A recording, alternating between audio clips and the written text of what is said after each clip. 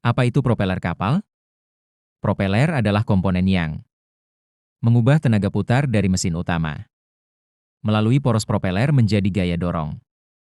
Terus, untuk menggerakkan kapal maju atau mundur. Dua cara kerja propeler. Mesin utama menghasilkan tenaga. Tenaga diteruskan melalui gearbox poros jika sistem kapal menggunakannya. Poros propeler memutar baling-baling. Bentuk dan sudut daun propeler memberikan tekanan pada air. Air didorong ke belakang sehingga kapal memperoleh gaya dorong ke depan. Pada propeler kanan-kiri, arah putaran juga menentukan karakter gerakan kapal. 3 fungsi dan manfaat. Menghasilkan gaya dorong kapal. Mengatur kecepatan kapal bersama sistem penggerak. Memungkinkan kapal bergerak maju dan, tergantung sistemnya, mundur. Membantu kapal bermanuver.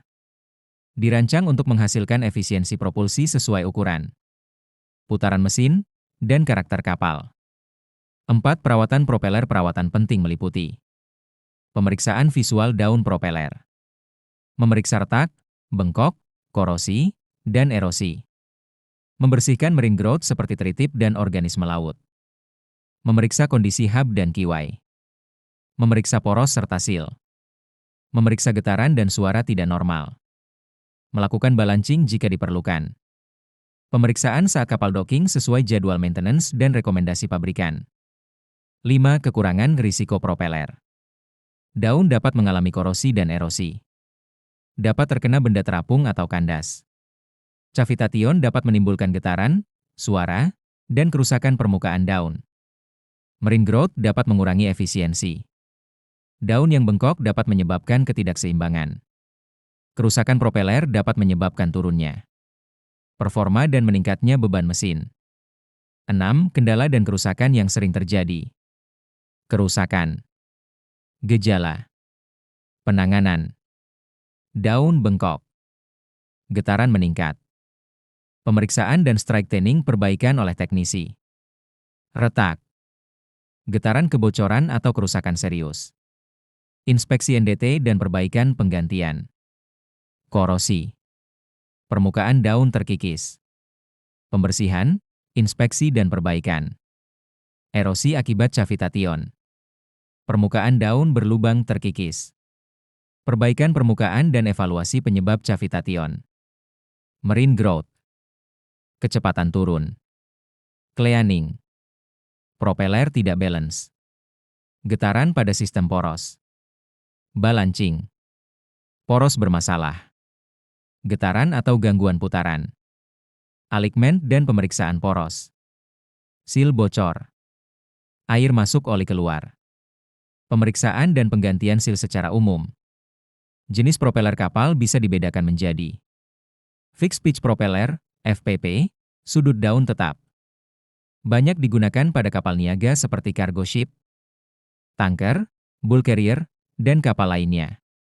Controllable pitch propeller, CPP, sudut daun dapat diubah. Cocok untuk kapal yang membutuhkan kontrol kecepatan dan manuver yang lebih fleksibel. Misalnya kapal tugboat, ferry, offshore vessel, dan kapal kerja.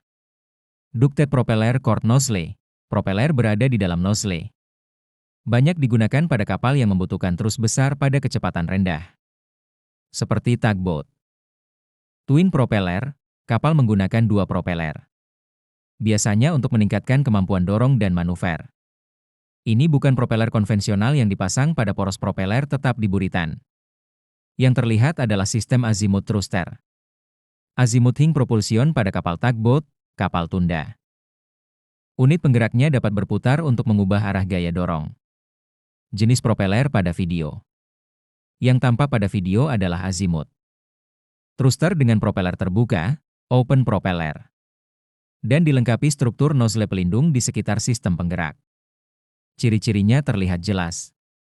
Propeler berada pada unit penggerak yang menggantung di bawah lambung kapal. Unit dapat berputar berorientasi ke berbagai arah.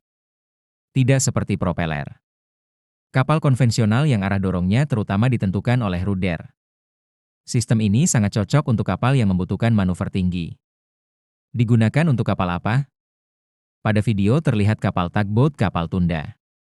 Sistem seperti ini sangat cocok untuk tugboat karena tugboat harus mampu mendorong kapal besar, menarik kapal besar, bermanuver di pelabuhan, bergerak maju dan mundur dengan cepat, berputar di area yang sempit, mengubah arah gaya dorong tanpa harus mengandalkan rudder konvensional. Bagaimana cara kerjanya? Secara sederhana, mesin transmisi gear poros vertikal gear bawah propeller gaya dorong.